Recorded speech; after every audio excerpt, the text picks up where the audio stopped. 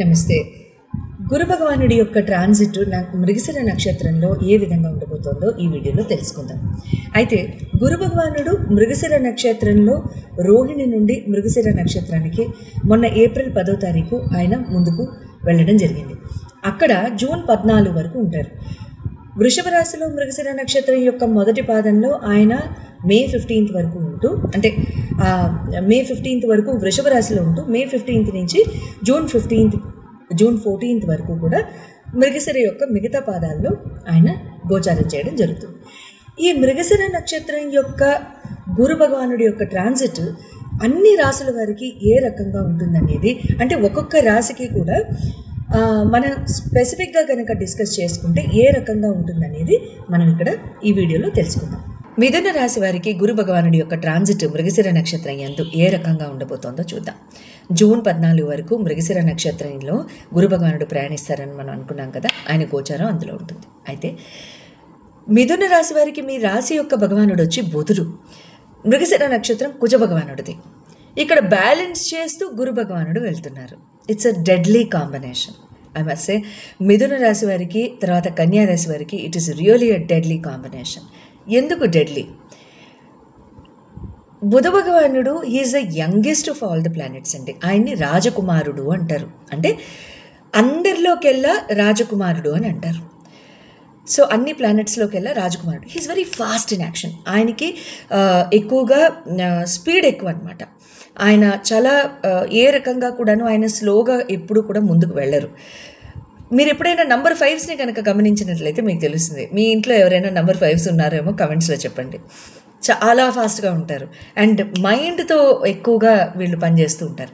కుజ భగవానుడు ప్యాషన్కి రిలేటెడ్, ఎనర్జీకి related, యాక్షన్కి related planet. ఏదైనా సరే చాలా ఫాస్ట్గా చేసేసే ప్లానెట్ అనమాట కుజుడు. ఈ బుధ భగవానుడి యొక్క ఎనర్జీని, కుజ భగవానుడి యొక్క ఎనర్జీని బ్యాలెన్స్ చేసుకుంటూ గురు భగవానుడు సీనియర్ మోస్ట్ ప్లానెట్ శని తర్వాత. ఇక్కడ ఎలా ఉంటుంది అంటే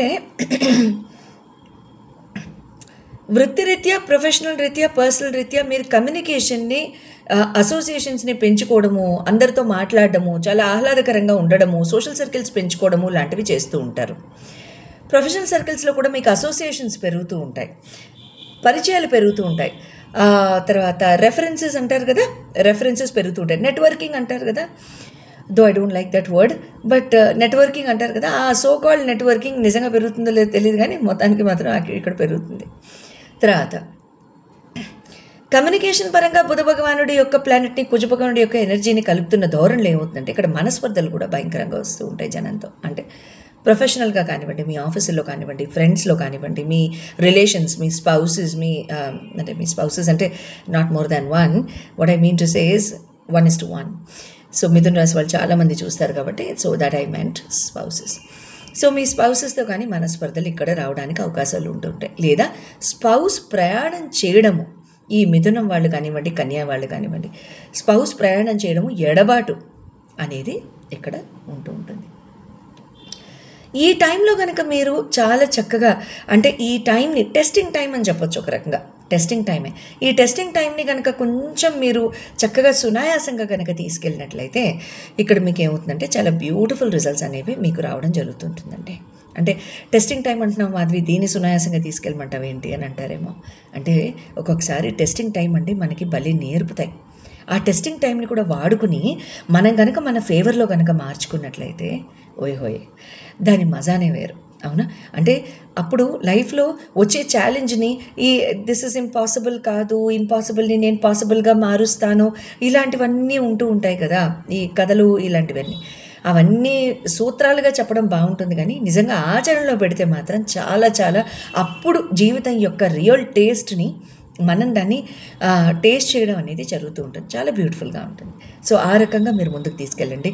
మీలో ఎవరికైనా సరే బుధ భగవానుడి యొక్క దశలు జరుగుతూ, గురు భగవానుడి యొక్క దశలు, బుధ భగవానుడి యొక్క అంతర్దశలు, గురు భగవానుడి యొక్క దశల్లో బుధ భగవానుడితో పాటుగా కుజుడి యొక్క ప్రత్యంతర దశలు, లేదా కుజుడి యొక్క మహాదశలు జరుగుతూ బుధుడి యొక్క అంతర్దశలు కానీ, దాంతోపాటు రాహు గనక లేదా కేతు గనక శని గనక ఉంటూ ఇక్కడ మీకు మీకు ఇలాంటి ప్రభావాలు కనుక ఏమన్నా కనబడుతూ ఉన్నట్లయితే అప్పుడు ఆ రకంగా మీరు జూన్ లోపు ఏమైనా డెసిషన్స్ తీసుకోవాలనుకుంటే స్క్రీన్ మీద డిస్ప్లే చేయబడ్డ నంబర్కి కాల్ చేసి మీరు అపాయింట్మెంట్ తీసుకోవచ్చు. All the very best. Good luck.